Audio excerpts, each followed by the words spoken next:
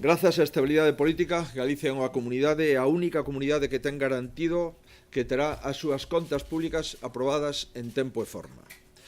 2017 é o terceiro ano consecutivo de crecemento económico e, en consecuencia, o ano 18 será o terceiro orzamento consecutivo de incremento.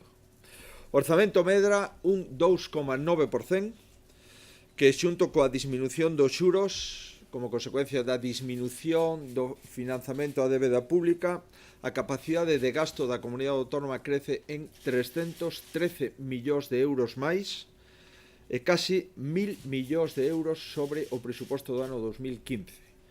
Deste xeito, esgotamos o teito de gasto aprobado o pasado verán.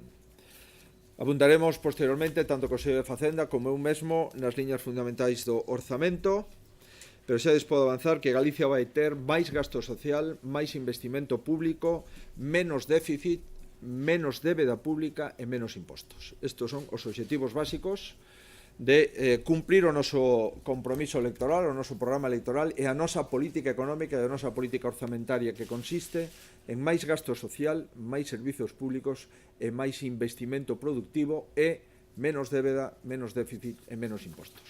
Isto responde ao presuposto que hoxe o Consello de Facenda e o seu equipo presentaron ao Consello e que remitiremos en tempo e forma ao Parlamento de Galicia.